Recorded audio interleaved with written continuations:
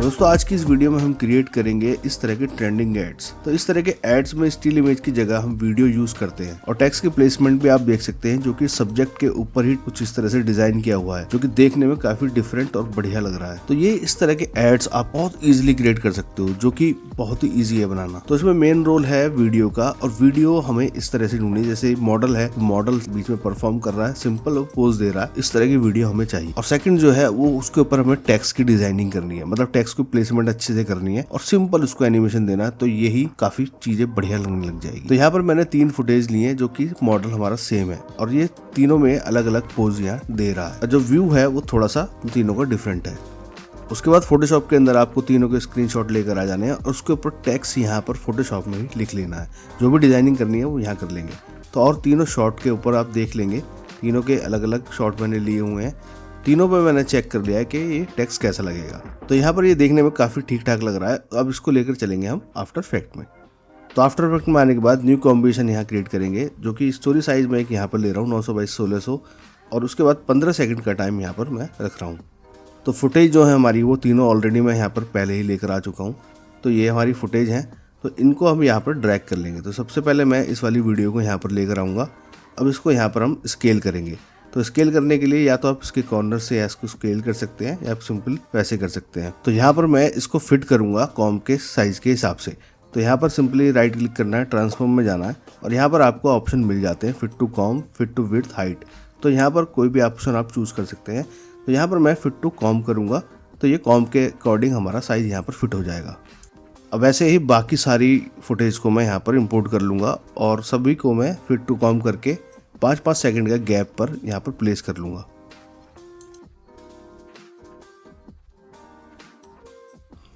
अब जैसे ही हमारे यहाँ पर जाते हैं तो सेकंड फुटेज जब स्टार्ट होती है तो इसके बाद हमारी यहाँ पर ये एक्स्ट्रा टाइमलाइन बचती है।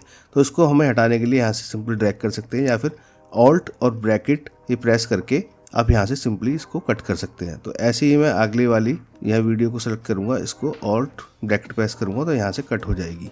तो ये अब यहाँ पर ठीक है। अब उसके बाद हम इसमें जो हमने ऊपर टेक्स्ट लिखे थे वो हम यहाँ पर इंपोर्ट कर लेंगे। तो सिंपली हमें इसको यहाँ से फर्स्ट फ्रेम पर जाकर इसको ड्रैग कर लेना है अपनी फुटेज के ऊपर। तो इस तरह से हमारा टेक्स्ट जो दिखाई देगा। अभी इसके अंदर काफ़ी सारी लेयर्स जो है रेफरेंस लेयर्स मैंने डाली हुई हैं उनको भी मुझे हटाना है। डबल क्लिक करके अंदर जाएंगे, सबसे पहले जो रेफरेंस लेयर है उनको हटा दूंगा मतलब मैं। तो ये हमारा टेक्स्ट यहाँ पर बच जाएगा। तो अभी टेक्स्ट को जितना भी टेक्स्ट है हमें सबको कन्वर्ट कर लेना, राइट क्लिक करके कन्वर्ट टू एडिटेबल टेक्स्ट बना लेना जिससे कि हम इसको एनिमेट कर सकें। तो सारा टेक्स्ट जो है हमारा वो कन्वर्ट तो हो चुका है। अब ये देखने में कुछ इस तरह से लगेगा।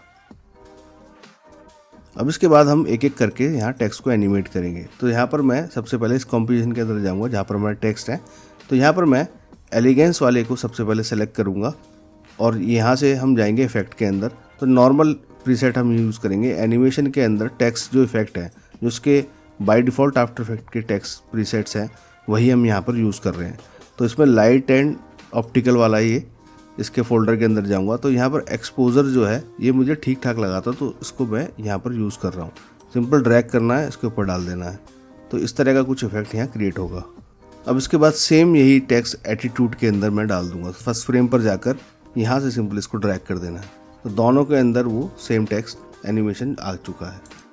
उसके बाद बाकी टेक्स्ट को भी हम यहाँ एनिमेट करेंगे। जैसे कि छोटा वाला टेक्स्ट है जो छोटे साइज में लिखा हुआ है, तो यहाँ पर सिंपली इसको सेलेक्ट करना है और इसके ऊपर ड्रैग एंड ड्रॉप कर देना है। तो सेलेक्ट करके यहाँ से ड्रैग एंड ड्रॉप कर देंगे तो ये एनिमेट हो जाएगा। और अब जो मीट वाला हमारा टेक्स्ट है सेंटर वाला, उसको भी मैं सिंपली यहाँ पर सब पर प्रीसेट डाल दूंगा एक बार।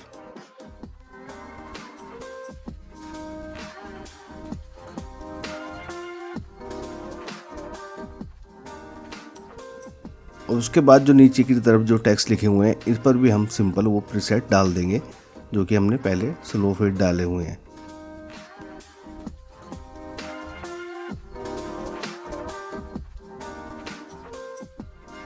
अब जो फाइनली टेक्स्ट कुछ एनिमेशन है वो इस तरह से हमारा होगा।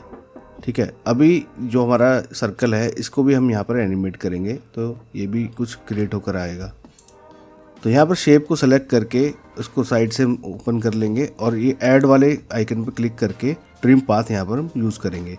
तो ट्रिम पाथ वाले इस पर क्लिक करूँगा, जैसे स्टार्ट पे क्लिक करूँगा तो ये एनिमेशन यहाँ स्टार्ट हो जाएगा हमारा। तो यहाँ पर फर्स्ट फ्रेम पर मैं इसको 100 रखूँगा, यहाँ पर की फ्रेम दे दूँगा और 1 सेकंड पर इसको यहाँ पर 0 कर दूँगा। तो इस तरह का ये एनिमेशन यहाँ पर होगा। सेम इसी एनिमेशन को कॉपी करने के लिए ट्रिम पाथ को सेलेक्ट करूँगा और कंट्रोल C कर लूँगा और सिंपली यहाँ पर जाकर फर्स्ट फ्रेम पर जाकर इसको कंट्रोल V कर दूँगा। तो ये हमारा एनिमेशन इसके अंदर भी आ जाएगा। तो ये एनिमेशन होने के बाद अब लेयर को एडजस्ट करेंगे कि ऊपर सबसे पहले फर्स्ट वाला टेक्स्ट आएगा, उसके बाद नीचे वाला आएगा, उसके बाद नीचे, इस तरह से ऑर्डर में हम टेक्स्ट को लेकर आएंगे। तो यहाँ पर मैं इस तरह से इसकी एडजस्टमेंट कर रहा हूँ, सारे लेयर्स को मैं आगे पीछे इस तरह से कर रहा हूँ जिससे कि एक एक करके सारे टेक्स्ट यहाँ पर अपीयर हों। तो फाइनली कुछ इस तरह से ये क्रिएट होगा। तो अब मैं इसको फाइनली बाहर से जाकर देखूंगा। तो कॉम में बाहर जाकर यहाँ से इसको प्ले करके देखेंगे तो ये इस तरह से वीडियो यहाँ पर प्ले होगी हमारी। तो यहाँ तो वीडियो हमारा सही चल रहा है। अब यहाँ पर जो हमारा सब्जेक्ट है वीडियो में, हम यहाँ से इसका बैकग्राउंड रिमूव करेंगे जैसा कि हम फोटोशॉप में करते थे। तो यहाँ पर बोलते हैं उसको रोटोस्कोपिंग। तो एक तरीके से आप रोटोस्कोपिंग करके इस वाले टूल से आप अपने किसी भी वीडियो के बैकग्राउंड को रिमूव कर सकते हो, अपने सब्जेक्ट को एक्सट्रैक्ट कर सकते हो, जो कि बहुत ही ईजी है। तो सबसे पहले जो फुटेज है अपनी उसको सेलेक्ट करनी है और उस पर डबल क्लिक करना है। तो यहाँ से कॉम्पोजिशन से हमें आना है लेयर वाले मोड के अंदर। तो यहाँ पर आने के बाद आपको इस तरह के ऑप्शन दिख जाएंगे और वीडियो को हल्का सा हम यहाँ पर जूम करेंगे तो आपको ये ब्रश दिखाई देगा ग्रीन कलर का। तो ये हमारा रोटोस्कोपिंग ब्रश है।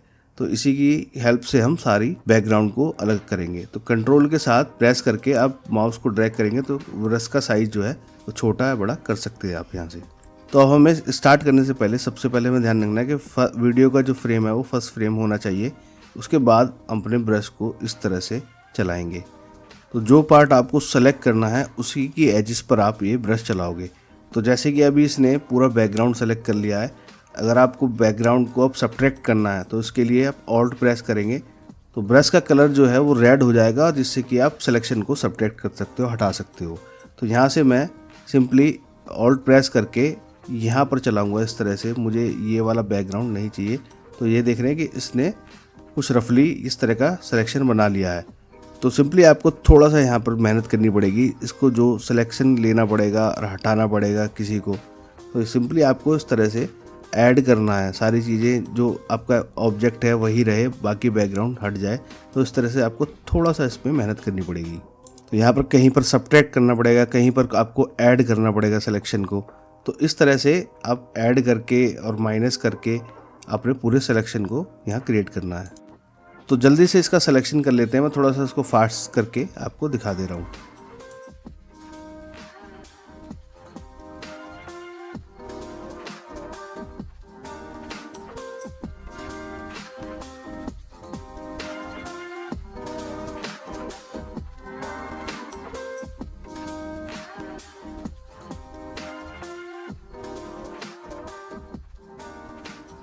तो अब यहाँ पर मैंने काफ़ी सही यहाँ सिलेक्शन कर लिया है, ठीक ठाक सिलेक्शन कर लिया है। अब सिंपल इसको आपको रेंडर करना है स्पेस बार प्रेस करके, जब तक ये पूरा ना हो जाए ये आपका रेंडर। उसके बाद इसका आगे का प्रोसेस करेंगे। तो ये इस तरह से पूरा होने के बाद इसको आपको करना है फ्रीज। तो सिंपली फ्रीज वाले बटन पर जाकर फ्रीज कर देना है, जिससे कि आपका सिलेक्शन ये बना रहेगा। तो यहाँ पर आप ऑप्शन देख सकते हैं कि इस तरह से इसको अल्फ़ा में देख सकते हो और इसका अनियन करके देख सकते हो आप बैकग्राउंड में कलर किस तरह से दिख रहा है और क्या दिख रहा है। तो सिंपली इसको अब करना है हमें फ्रीज। थोड़ा सा टाइम लेगा, सारे फ्रेम्स को रेंडर करने के बाद ये आपको फाइनल रिजल्ट दे देगा। अब फ्रीज होने के बाद आप इसमें एडिटिंग कर सकते हो, जैसे कि हम फोटोशॉप में करते हैं। फोटोशॉप में सेलेक्ट एंड मास्क करते हैं तो इस तरह का मास्क बन जाता है और यहाँ से आप फेदर डाल सकते हो उसके अंदर और इसकी एजिस को भी यहाँ शिफ्ट कर सकते हो। तो सिंपली इसका मोड आप जैसे कि फोटोशॉप में इस तरह के मोड दिखाई देते हैं तो वही सेम मोड है। तो यहाँ से आप फेदर बढ़ा सकते हो और इसका ये मोड देख सकते हो कि यहाँ पर कितने कलर्स इसके बाहर निकले हुए हैं। तो शिफ्ट एजिस करोगे तो इस तरह से ये एजिस जो है इसकी कलर वाली चली जाएंगी। देख रहे हो कि इस तरह से जैसे फोटोशॉप में सेम वही प्रोसेस है। तो यहाँ पर ये ऑप्शन मैं ऑन कर दूंगा मोशन ब्लर वाला, जिससे कि और ये ठीक लगने लग जाएगा।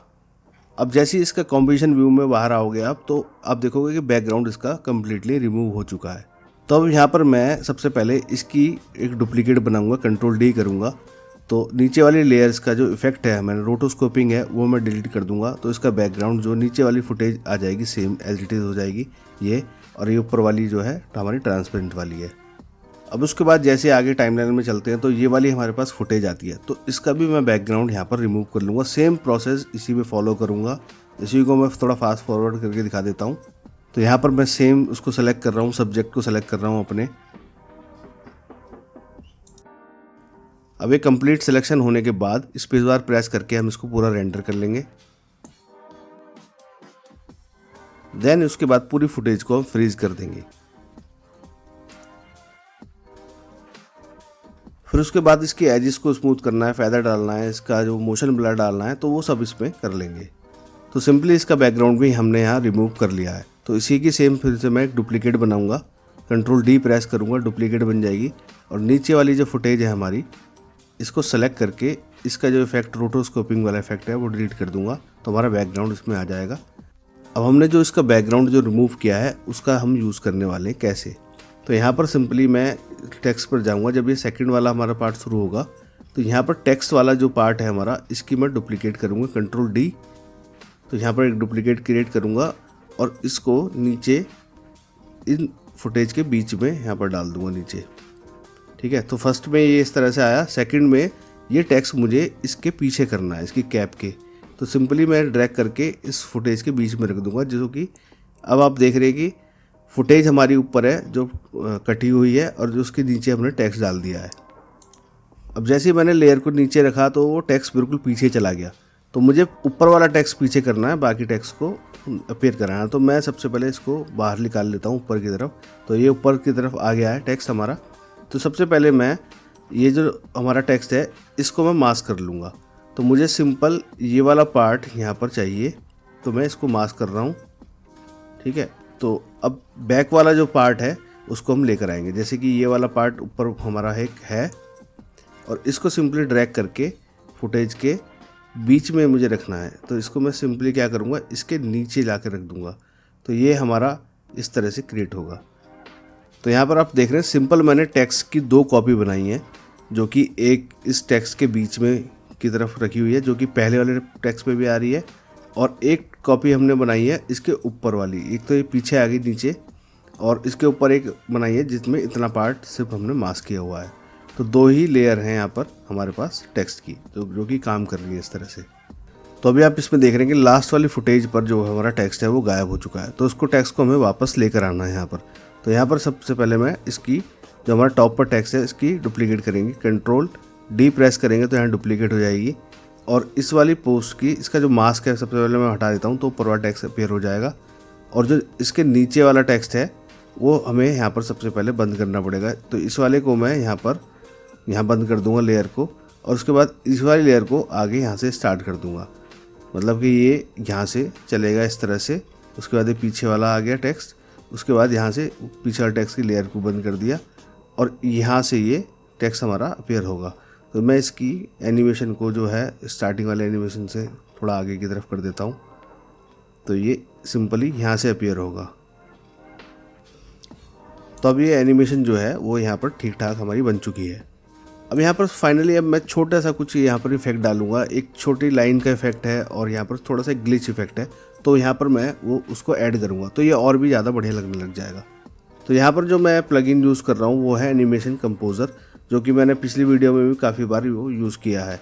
तो यहाँ से मैं विंडो में जाऊँगा और यहाँ पर मैं एनिमेशन कंपोज़र को सेलेक्ट कर लूँगा। तो यहाँ पर जो हमारे फ्री प्रीसेट्स हैं वो हम इसको यूज़ करेंगे।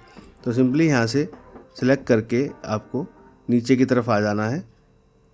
तो इसमें जो ये लाइन कर्व वाला इफेक्ट देख रहे हैं, यहाँ पर मैं इसको यूज़ करने वाला हूँ। तो सिंपली हम फर्स्ट फ्रेम पर जाएंगे और इसके पीछे हम ये लाइन यहाँ पर दिखाएंगे। तो मैं सबसे पहले इसके जो यहाँ पर अल्फ़ा वाला ये ऊपर वाला सीन है, इन दोनों के बीच में ये लाइन डालूँगा। तो सिंपली इसको क्लिक करना है और यहाँ से इसको ऐड कर देना है। तो यहाँ पर जो हमारा लाइन वाला इफेक्ट है वो ऐड हो चुका है। जैसे कि आप देख रहे हैं कि ये हमारे सब्जेक्ट के पीछे की तरफ एनिमेट हो रहा है। अब इसको आप अपने हिसाब से रोटेट कर सकते हो, मॉडिफाई कर सकते हो। यहाँ पर मैं इसका टाइम बढ़ा रहा हूँ, टाइम स्ट्रेच में जाकर यहाँ पर इसका टाइम 200 कर दूंगा, मतलब डबल टाइम में ये इस तरह से चलेगा। सिंपली इसको ड्रैग करके आप जब भी आप इसको अपीयर कराना चाहते हो तो वहाँ पर आप ड्रैग करके रख सकते हो। तो सिंपली मैं इसको थोड़ी देर बाद अपीयर कराऊंगा इस तरह से। तो अब इसकी आप डुप्लीकेट करके इसको आगे वाले सीन में भी यूज़ कर सकते हो। जैसे कि मैं इसकी कंट्रोल डी प्रेस करूँगा, डुप्लीकेट करूँगा और इसको दूसरे वाले सीन जो है हमारा उसके भी बैकग्राउंड में रख देंगे। तो यहाँ पर सिंपली मैं इसको इस क्लिप के पास रख रहा हूँ और जैसे ही हमारी सेकंड वाली फुटेज स्टार्ट होगी तो ये हमारा मैं इसके बीच ये डाल देता हूँ। तो यहाँ पर इस तरह से ये प्ले होगी। अब आप चाहे इसको रोटेट कर सकते हो, आपको लग रहा है कि वो छुप रहा है, लाइन मतलब प्रॉपर नहीं दिख रही है, तो उसको आप रोटेट करके इस तरह से ऊपर नीचे करके डाल सकते हो। तो एक बार मैं स्टार्टिंग से प्ले करके देख लेता हूँ। तो ये हमारे जो दो हमने फुटेज तैयार किए हैं किस तरह से बनी है।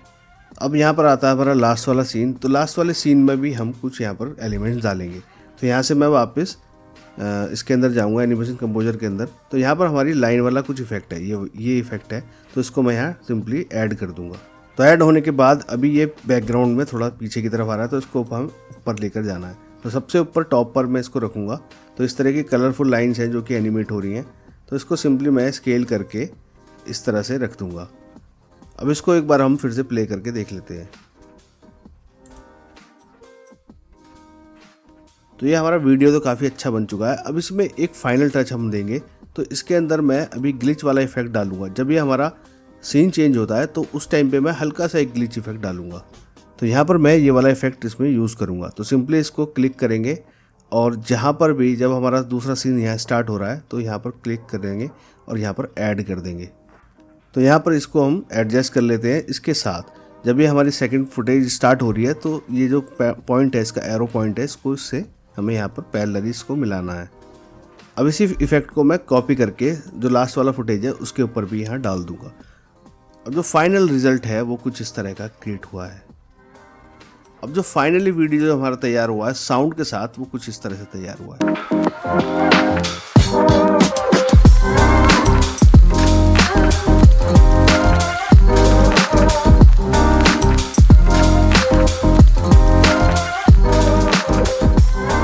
आई होप आपको ये वीडियो अच्छा लगा होगा। अगर आपको ये वीडियो अच्छा लगा तो कमेंट करके जरूर बताना कि इसका मैं आगे और भी वीडियोस बनाऊंगा। तो दोस्तों वीडियो को लाइक और चैनल को सब्सक्राइब करना ना भूलें। मिलते हैं फिर ऐसी ही नई वीडियो में।